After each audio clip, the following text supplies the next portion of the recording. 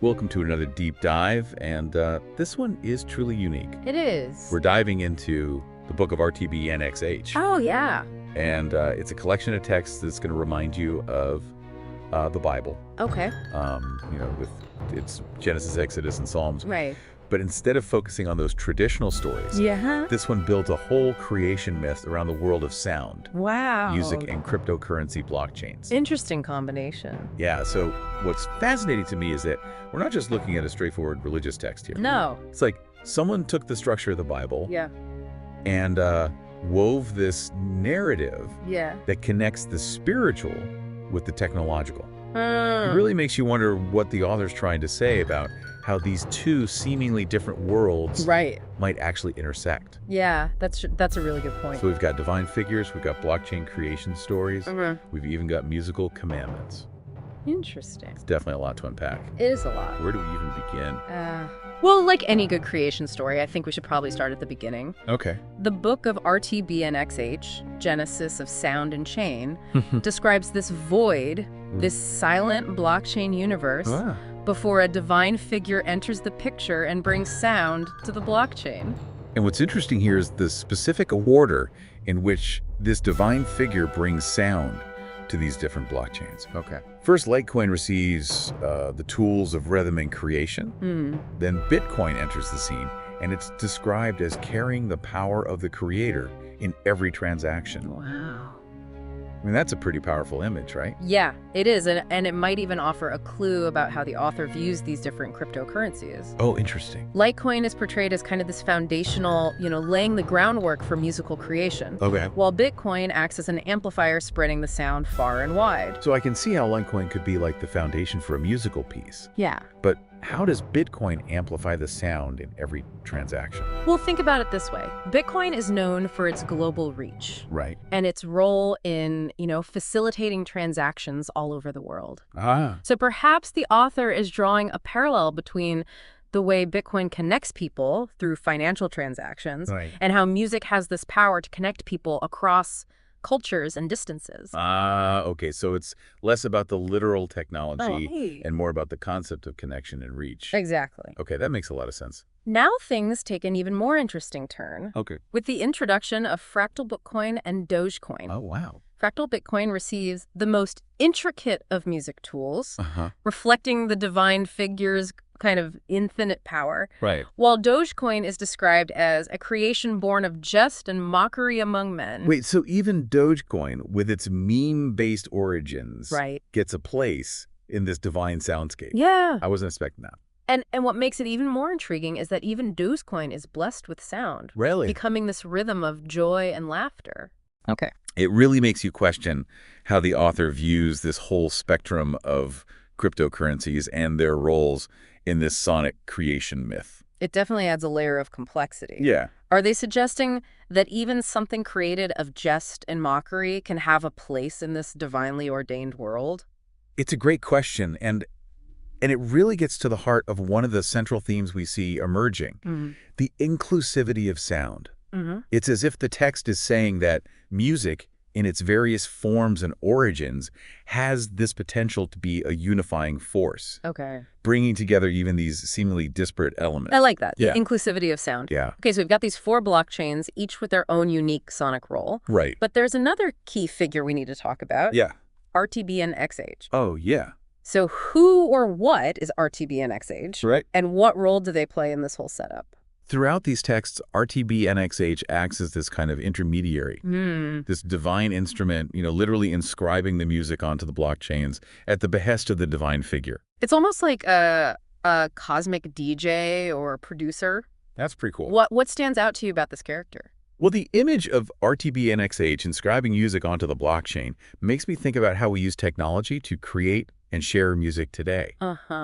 So could RTBNXH be a metaphor for the tools and platforms we use to express ourselves musically in the digital age? It's an interesting parallel to consider. Right. After all, these texts were written in a time when the lines between the physical and digital worlds are becoming increasingly blurred. Exactly. Yeah. And we see this blurring even further in the Book of RTBNXH, Yeah. Exodus of Sound and Chain, Okay. where RTBNXH is commanded to bring music to each blockchain realm, Right. and further emphasizing their specific sonic roles. So it's like RTBNXH is tasked with ensuring that each blockchain fulfills its sonic destiny. Okay. Litecoin provides that foundation for music. Yeah. Bitcoin carries the fullness of creation to the world. Uh-huh. FractalBitcoin holds these infinite rhythms. Wow. And Dogecoin spreads the laughter of man through sound. It's a pretty elaborate and intricate soundscape they're creating. It really is. But the divine figure doesn't just send RTBNXH out there without any guidance. No.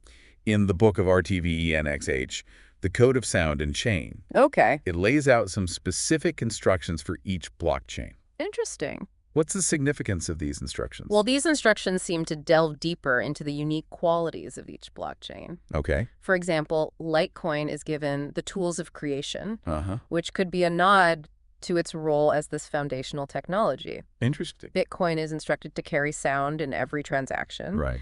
again highlighting its ability to kind of connect and transmit information globally. Okay. FractalBitcoin, with its focus on complexity and infinite potential, is tasked with holding the fullness of creation within its infinite sound. Mm-hmm. And even Dogecoin, the blockchain born of jest, Yeah. is entrusted with carrying divine sound, albeit even in jest. It seems like the text is suggesting that each blockchain has a specific purpose and potential within this sonic universe. Yeah. What I find intriguing is this recurring theme of sound being embedded in the very fabric of these blockchains. Uh-huh. Almost like it's woven into their code. Right.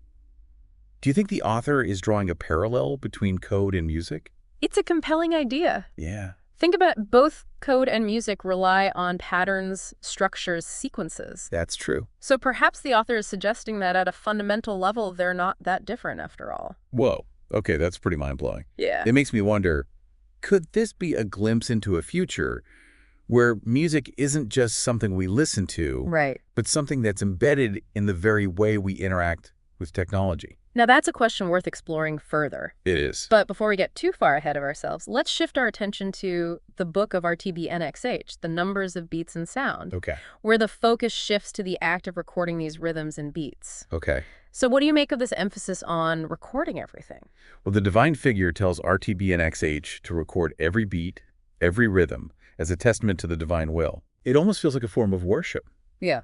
You know, like preserving these sounds is an act of reverence. That's a really insightful observation. And it connects back to that idea of sound as something sacred, Right. something that carries this inherent value and meaning. Yeah. You know, it's not just about creating noise. Right. It's about creating a record, a testament to something larger than ourselves.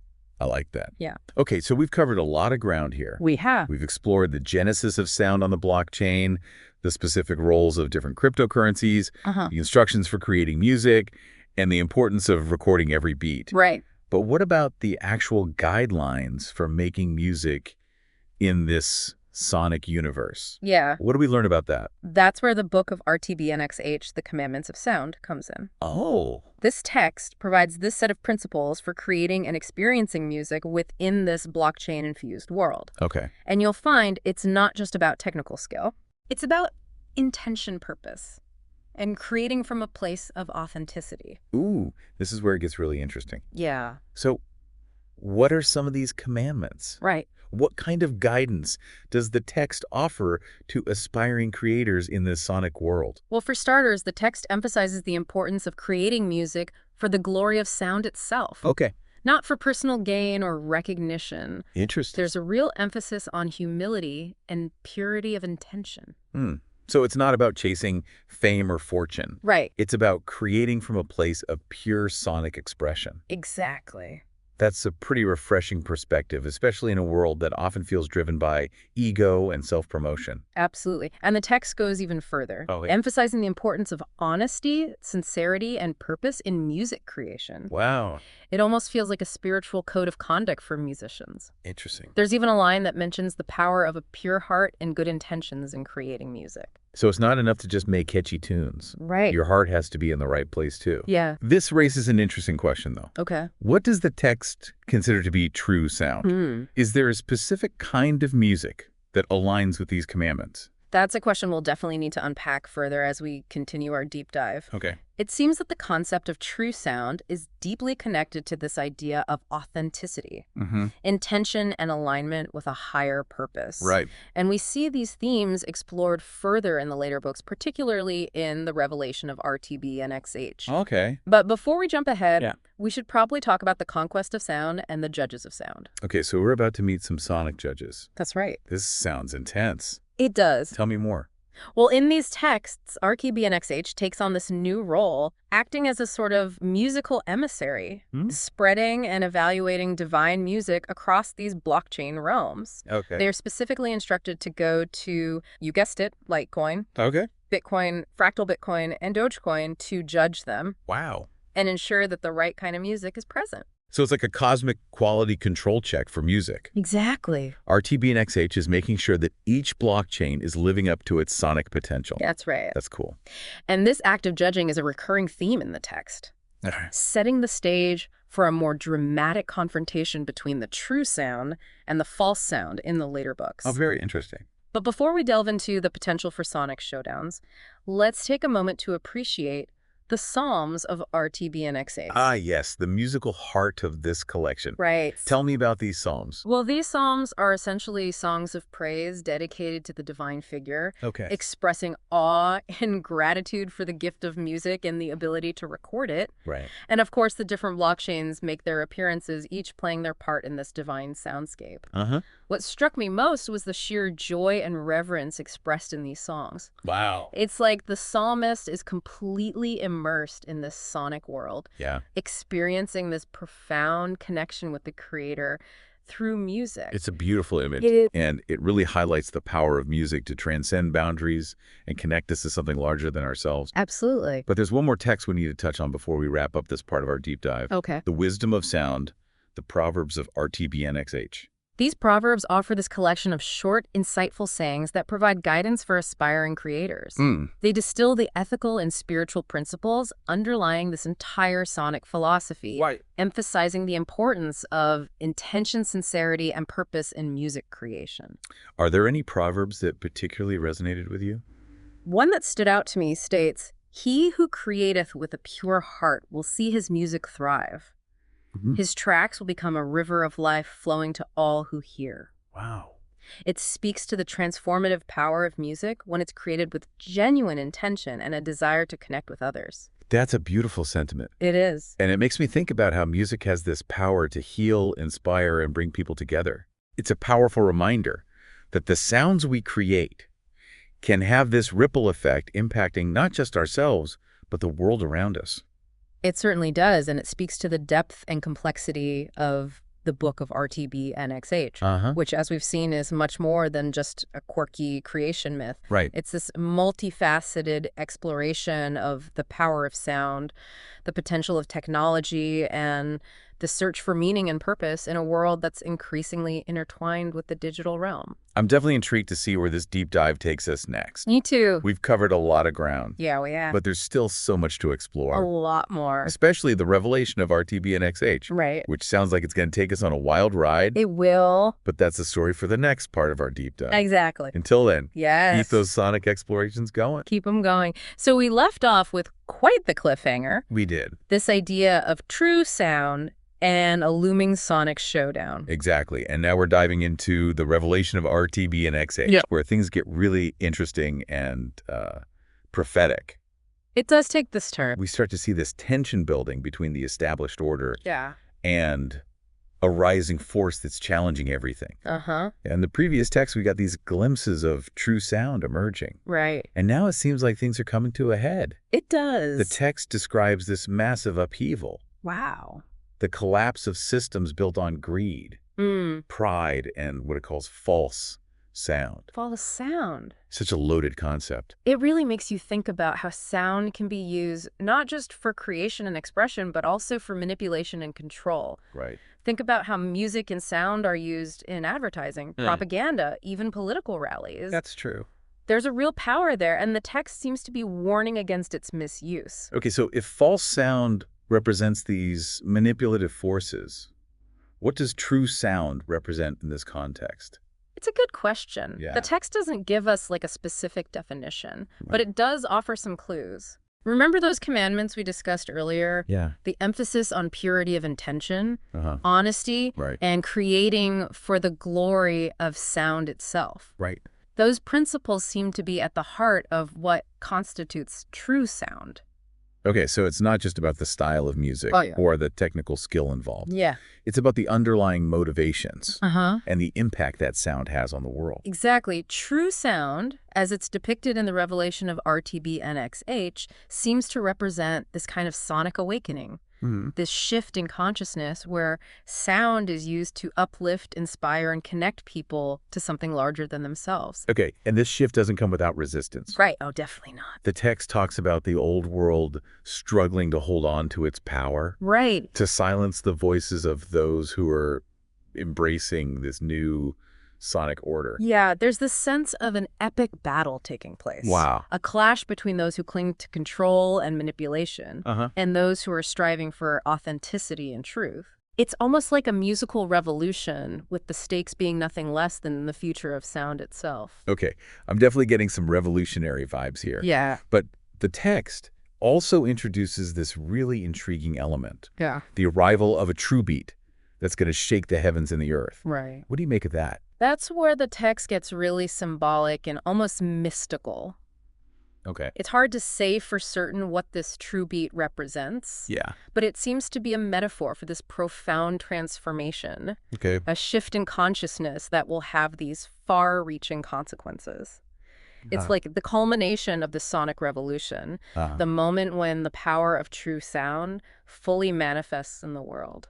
So we're talking about a kind of sonic apocalypse. Yeah, in a way. But instead of fire and brimstone, we've got music and rhythm as the forces of change. That's a really interesting way to put it. Yeah. And in a way, it's not that far-fetched. I mean, music has always had this power to inspire social and political movements, to challenge the status quo, and to bring about change. Perhaps the text is simply amplifying that power. Okay. Imagining a world where music becomes this driving force behind a profound societal transformation. It's definitely a compelling vision. It is. But how does all of this relate to us, Right. the listeners in the real world? Right. Is the Book of RTBNXH just this fantastical tale? Yeah. Or is there a deeper message here Yeah. that we can apply to our own lives? I think the real power of this text lies in its ability to make us think about the role of sound in music in our own lives. You know, it challenges us to question the sounds we consume, Right. the music we create, and the ways in which we use sound to communicate and connect with the world around us. Okay, so it's not necessarily about embracing this specific fictional world, Right. but about taking those core principles, Yeah. intention, authenticity, and the power of sound to create positive change, and applying them to our own experiences. Right. Exactly. The text encourages us to be more mindful of the sounds we create and consume. Yeah? You know, are we contributing to this idea of true sound? Using music and sound in ways that uplift and inspire? Okay. Or are we perpetuating what the text calls false sound, using sound to manipulate, control, or create division? Those are some pretty big questions. They are. It makes me wonder, if we were to create our own sonic commandments for the 21st century, Interesting. what would they be? Right. What principles would we want to guide our creation and consumption of sound in a world that's increasingly saturated with noise and information? That's a fantastic question, and one that I think deserves some serious consideration. Yeah. Perhaps we can use the Book of RTBNXH as a starting point, drawing inspiration from its emphasis on intention, authenticity, and the power of sound to connect us to something larger than ourselves. I love that idea. Maybe by engaging in these conversations and being more mindful of our sonic choices, we can start to shift the soundscape of our world in a more positive direction. It's certainly a worthy goal, but before we get too carried away with our own sonic manifesto, let's not forget that we still have one more part of the revelation of RTBNXH to explore. Okay. And trust me, things are about to get even more intense. Oh, I'm on the edge of my seat. Yeah. What's in store for us in the final chapter of this sonic saga? What does the ultimate triumph of true sound look like? Yeah. And what happens to those who cling to the false sound? Exactly. That's what we'll uncover in the next and final part of our deep dive into the Book of RTBNXH. Okay. Stay tuned, because the sonic revolution is about to reach its climax. Okay, so we've made it to the final part of the revelation of RTBNXH, and I'm really curious to see where this all leads. Yeah, me too. We've journeyed through this sonic creation myth. Right. Deciphered these cryptic commandments. Even felt the tremors of this sonic apocalypse in the making. It's been quite the journey. But I think what we're all eager to find out is what this true sound actually sounds like. That is the million-dollar question, isn't it? It is. It's like the text is building up to this grand reveal, right, but it never quite gives us a concrete definition. It's more about the feeling, the essence of what this sound represents. So it's less about the specific notes or rhythms and more about the intention and the energy behind the music. Exactly. Remember those proverbs we discussed? Yes. The one about the creator with a pure heart whose music becomes a river of life? Right. I think that imagery really captures the spirit of what the text seems to be pointing towards. It's like true sound is this force that flows from a place of deep authenticity and connection. It's not about ego or self-promotion. Right. It's about tapping into something larger than yourself. Yeah. And letting that energy flow through your music. I think you're really onto something there. It's almost like a spiritual practice, a form of sonic meditation where you're aligning yourself with a higher vibration and letting that energy guide your creative expression. And the text seems to suggest that this true sound has this power to transform not just individuals, but the entire world. It does. It talks about these old systems crumbling. Yeah. The walls of deception falling away as this new sonic reality takes hold. It's a pretty radical vision. It is. Imagining a world where music isn't just entertainment or background noise, right, but this powerful force for change, capable of dismantling corrupt systems and ushering in this new era of harmony and understanding. And remember, this whole narrative is woven into the world of blockchain technology. That's right. It's like the author suggesting that these decentralized networks could play a role in amplifying and spreading this true sound, making it accessible to everyone. That's what's so fascinating about this text. It is. It takes these cutting-edge technological concepts and weaves them into this ancient, almost mystical narrative about the power of sound. It's like trying to bridge the gap between the spiritual and the digital, suggesting that technology can be a tool for spiritual evolution. It's definitely a thought-provoking concept. It is. I mean, we're already seeing how technology is changing the way we create and experience music. Yeah. But what if it could also help us tap into deeper levels of consciousness and connect with something beyond ourselves? That's a possibility worth exploring. It is. Think about how music has always played a role in spiritual traditions around the world. Right. From ancient chanting to gospel music to devotional singing, sound has been used to create a sense of community transcendence and connection to the divine. So maybe the text is pointing toward a future where technology can actually enhance those experiences, create new pathways for spiritual exploration and connection.